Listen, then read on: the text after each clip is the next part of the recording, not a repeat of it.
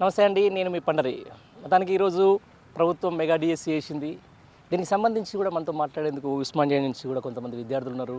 అంటే ఎంతో అంతన్నాడు ఇంతన్నాడు అన్నట్టు చెప్పేసి దాదాపు 25 నుంచి 30 వేల మధ్యలో ఈ మెగా డిఎస్ అనుకున్నాం.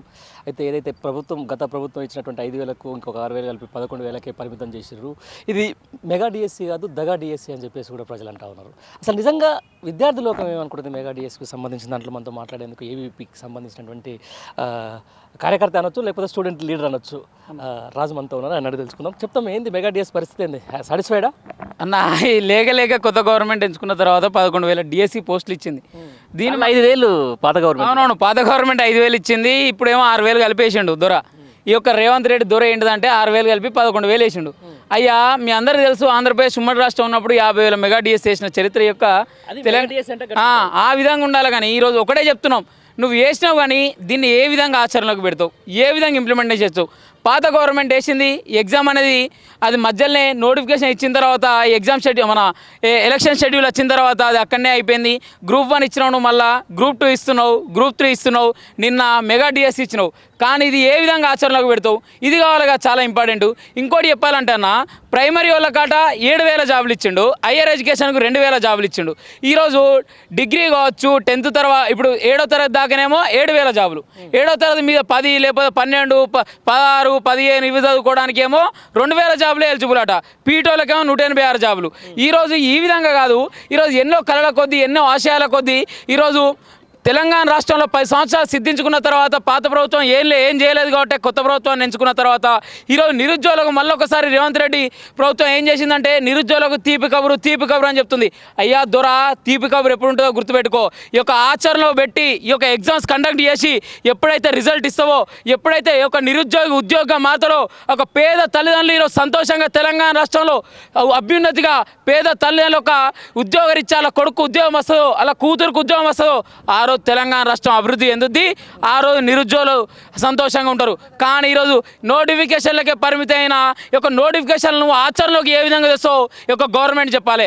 నిన్నగాక మొన్న గ్రూప్ 1 నోటిఫికేషన్ ఇచ్చినావు, 563 పోస్టులు అన్నావు. అంతకుముందు 503 పోస్టులు ఉండే, 60 కలిపి అవి వేసినావు.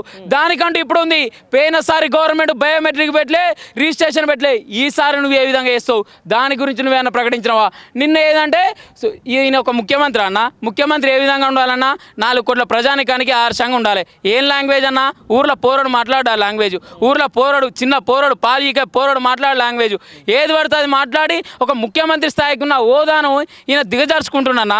రియల్గా రేవంత్ రెడ్డి గారు ముఖ్యమంత్రిగా మిమ్మల్ని గౌరవిస్తాం, కానీ మీరు మాట్లాడే భాష, మీరు తిట్టే ఉద్దేశం కావచ్చు, మీరు చెప్పబోయే ఉద్దేశం కావచ్చు, 4 కోట్ల ప్రజానికానికి కావచ్చు, ప్రతిపక్ష నాయకులకు కావచ్చు, ఆర్గనైజేషన్లకు కావచ్చు, ఎవరికి నష్టలేదయ్యా. ఇప్పటికైనా నీ భాషజాలాన్ని మార్చుకోవాలని ఉస్మానియా సాక్షిగా మేము తెలియజేస్తున్నాం రేవంత్ రెడ్డి గారికి. నేను అడిగిన దానికి ఇంతవరకు నాకు సమాధానం చెప్పాలి. ఇది మెగా డిఎస్సియా, దగా డిఎస్సి అంటున్నా అన్న.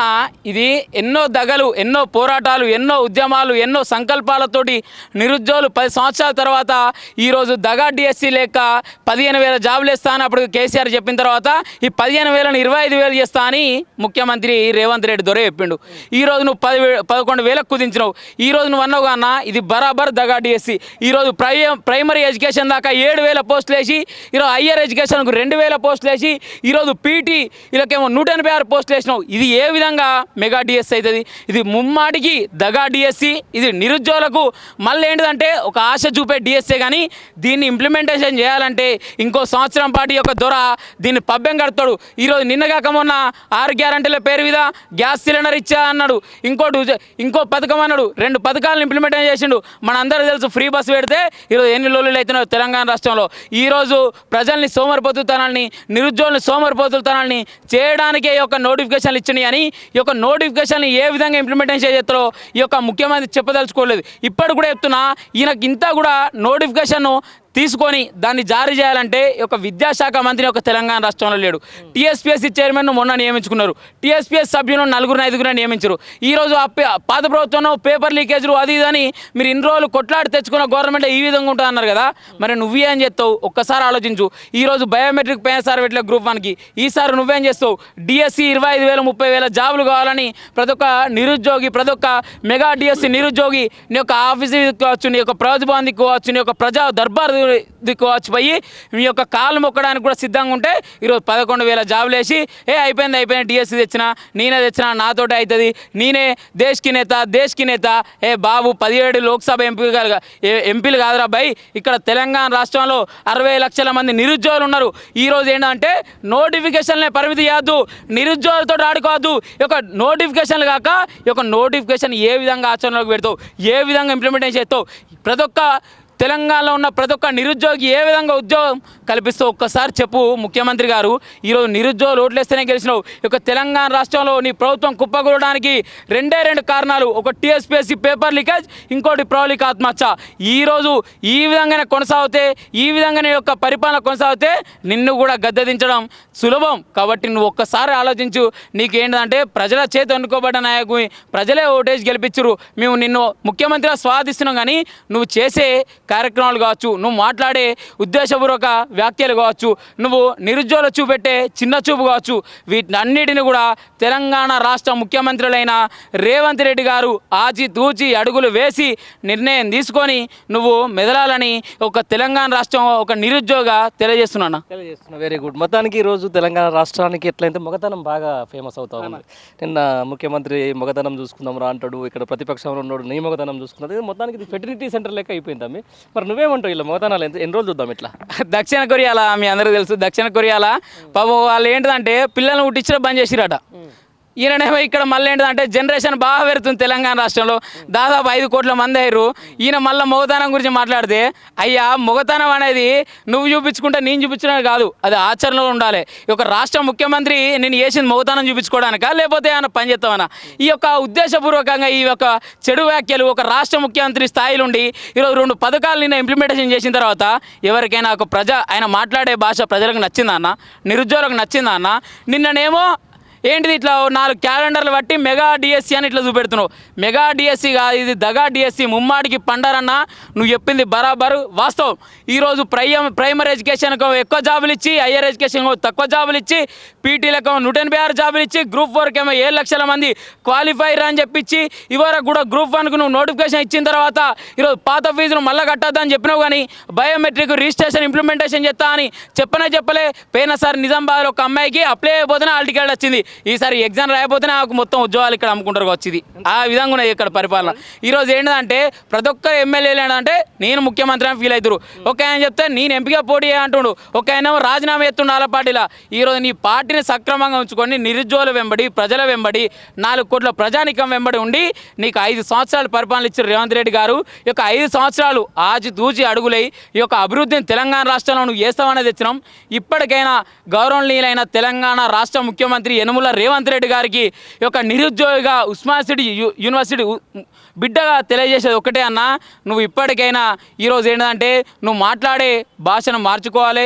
నువ్వు ఒక ముఖ్యమంత్రివి, 4 కోట్ల ప్రజానికం ఎన్నుకున్నారు, నువ్వు ఒక 4 కోట్ల ప్రజానికానికి నాయకత్వం వహిస్తున్న ముఖ్యమంత్రి కాబట్టి నువ్వు మాట్లాడే భాషను చూసి నలుగురు నేర్చుకుంటారు. కాబట్టి ఒక్కటి ఇది చెబుతున్నా. ఇంకోటి ఏంటంటే నిరుద్యోగుల పట్ల ఈ యొక్క రాష్ట్ర గవర్నమెంటు మీరు ఏంటిదంటే నిరుద్యోగులు పోరాటాలు చేస్తేనే నిరుద్యోగుల శవాల మీద పేరాలు ఏరుకున్నట్టు ఈరోజు నిరుద్యోగుల పోరాటం చేస్తేనే తెలంగాణ రాష్ట్రంలో పోరాటం చేస్తేనే నీ గవర్నమెంట్ వచ్చింది. దీన్ని దృష్టిలో పెట్టుకొని నిరుద్యోగులకు ఏ విధంగా సాయం చేస్తావు, నిరుద్యోగులకు ఏ విధంగా జాబ్ క్యాలెండర్ రిలీజ్ చేస్తావు, నిరుద్యోగులకు ఏ విధంగా ఉద్యోగాలు ఇస్తావు, 60 లక్షల మంది నిరుద్యోగులు ఏ విధంగా ఉద్యోగ అవకాశాలు కల్పిస్తావో ఈ యొక్క రాష్ట్ర ముఖ్యమంత్రి యనుమల రేవంత్ రెడ్డి గారు తెలియజేయాల్సిందిగా ఉస్మాన్ సిటీ సాక్షిగా తెలియజేస్తున్నాను. దీంతో పాటు మొత్తానికి ప్రతిపక్షంలో కూడా ఒక్కటి కూడా రాదు, 17 సీట్లు అధికార పక్షంలో ఉన్నాం, వచ్చిన 75 రోజులని అద్భుతమైన ప్రజాపాలన అందిస్తున్నాం అని చెప్పేసి అంటున్నాడు కదా. మరి ప్రతిపక్షాలకు ఎవరైనా గెలిచే అవకాశం ఉందా ఇక్కడ అన్న? ప్రతిపక్షాలను మీరు చూసిరన్న, ఈరోజు మనందరూ తెలుసు ప్రజా పరిపాలన అనుకొని రేవంత్ రెడ్డి గారిని అనుకున్నాం. నిన్నాక మొన్న ఆ ఉస్నాబాద్ ఏమో రాళ్ళు ఇసురుతుడు, ఇక్కడనేమో ఇంకో కాడ లొల్లు పెడుతుండు, ఇంకో కాడ ఇంకోటి చేస్తుండు. ఇది ఎక్కడ పరిపాలన, ఇది ఎక్కడ ప్రజా పరిపాలన? 17 లోక్సభ గెలవయ్యా. ఇది తెలంగాణ రాష్ట్రంలో అందరికీ సాధించుకునే హక్కు ఉన్నది. ప్రజాస్వామ్యం కాబట్టి ప్రజల చేత ఎన్నుకోబడ్డ నాయకు ఎవడు మంచి చేస్తా అని కోటెత్తారు, అట్లా ఏం లేదు. తెలంగాణ రాష్ట్ర ప్రజలు చైతన్యవంతులు, నీ లెక్క గాలి మాటలు మాట్లాడేవాళ్ళు కాదు. ఎవరు నచ్చితే ఏ ఒక్క లోక్సభ స్థానాన్ని ఎవరు డెవలప్ చేసిర్రో తెలంగాణ రాష్ట్ర ప్రజలందరికీ తెలుసు. కాబట్టి ఈరోజు నీ అహంకారపూరితమైన వ్యాఖ్యల్ని వెనక తీసుకోవాలి. నువ్వు 17 లోక్సభలు గెలుస్తా అంటున్నావు కదా, వాటిని ఏ విధంగా నువ్వు గెలవాలని ఆశించి కానీ బయట తీసుకొని మొగతనం ఉంటే 17 గెలువు, నేను 17 గెలుస్తా అని ఈరోజు తెలంగాణ రాష్ట్ర ప్రజల్ని కావచ్చు, తెలంగాణలో ఉన్న రాజకీయ పార్టీలను కావచ్చు, ఈ విధంగా ఒక రాష్ట్ర ముఖ్యమంత్రి మాట్లాడడం సిగ్గుచేటు. నీ మాటల్ని వెనుకకు తీసుకొని ఇప్పటికైనా నిరుద్యోగుల వెంబడి ఉండి ఈరోజు ఆ యొక్క డిఎస్సి పోస్టులను మళ్ళీ ఈ విధంగా పెంచాలి. ఈరోజు గ్రూప్ 1కు బయోమెట్రిక్ రిజిస్ట్రేషన్ కల్పించాలి. ఇచ్చే జాబులను ఏ విధంగా ఇంప్లిమెంట్ చేస్తూ తెలంగాణ రాష్ట్ర ముఖ్యమంత్రి ఒక విద్యాశాఖ మంత్రిని కావచ్చు, ఒక టీఎస్పీఎస్ చైర్మన్ తోటి మంచిగా ఒక కమిటీ వేసుకొని మంచి మీటింగ్లు పెట్టుకొని వాటిని ఈరోజు ఆచరణలోకి తీసుకురావాల్సిందిగా కోరుకుంటున్నాం. ఒకటే చెప్తాను, తెలంగాణ రాష్ట్రంలో ఈయన బాగా చేసిన అంటుండు కదా, తెలంగాణ రాష్ట్రంలో ఇప్పటికి కూడా ఒక ఉద్యోగ ఎగ్జామ్ జరగలే. గ్రూప్ 1 జరగలే, గ్రూప్ 2 జరగలే, గ్రూప్ 3 జరగలే, గ్రూప్ 4 జరగలే. నోటిఫికేషన్లు ఉయ్యాలో నోటి మాటల ఉయ్యాలో అని ఆ రోజు చెప్పుకున్నాం కదా, నోటిఫికేషన్లు ఇచ్చిండు. ఇవేమైతే చూడాలి, బాయి మాటలు అయితేయో, లేకపోతే గాయరి మాటలు అయితేయో, గత్తర్ మాటలు అయితేయో, లేకపోతే పుకార్ మాటలు అయితేయో, దేడి దిమాక్ మాటలు అయితేయో చూసుకొని తెలంగాణ రాష్ట్ర ప్రజలు చెవాట్లు పట్టడానికి సిద్ధంగా ఉన్నారు. ఇప్పటికైనా నోటిఫికేషన్లు ఏ విధంగా ఆచరణలోకి తేవాలనేది ఒక తెలంగాణ రాష్ట్ర ముఖ్య ఆలోచించి ఒక పరీక్షల్ని మంచిగా కండక్ట్ చేయాల్సిందిగా రాష్ట్ర ముఖ్యమంత్రి గారిని కోరుకుంటున్నాం. మన తెలంగాణ రాష్ట్ర ముఖ్యమంత్రి రేవంత్ రెడ్డి గారు కొత్త ముఖ్యమంత్రి.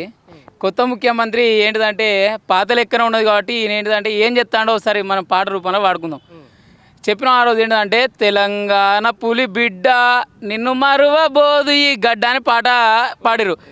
తెలంగాణ రెడ్డి బిడ్డ నిన్ను మరువబోదు ఈ గడ్డ, నీ మాటే దొంగ మాట, నీ ఆచరణే లేదు, నువ్వేమో పైసలిచ్చి ఆ ముఖ్యమంత్రి తెచ్చుకున్నావు, నిరుద్యోగులకేమో ఇప్పటికీ జాబు క్యాలెండర్ లేనే లేదు, మెగా డిఎస్సి అంటివి 11,000 జాబులు అంటివి, ఆ మాటల ఏమో ఆ ఆదరణనే లేనే లేదు, తెలంగాణ రెడ్డి బిడ్డ నిన్ను మరవబోదు ఈ గడ్డ, నీ మాటే తుపాకీ తూట అన్నారు కదా, నీ మాటే దొంగ మాట, ఆచరణే నిల్లట.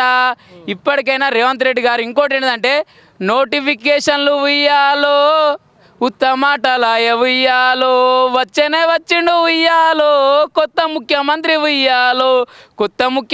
ఉయ్యాలో, పాత పాట వాడబట్ట ఉయ్యాలో, పాత పాట ఏందయ్య ఉయ్యాలో, ఉద్యోగాలే లేవు ఉయ్యాలో, ఇప్పటికైనా ఉయ్యాలో, భాష మార్చాలే ఉయ్యాలో, నిరుద్యోగుల ఉయ్యాలో, పొట్టగొట్టద్దు ఉయ్యాలో, నిరుద్యోగుల ఉయ్యాలో, ఉద్యోగాలు వెయ్యాలి ఉయ్యాలో, తెలంగాణ రెడ్డి బిడ్డ నిన్ను మరువబోదు ఈ గడ్డ, నిన్ను ఉరికిచ్చుకొని కొడుతుంది బిడ్డ, ఉద్యోగాలేకపోతే తెలంగాణ అడ్డ, కాబట్టి దొర బిడ్డ ఉద్యోగాలైనా బిడ్డ.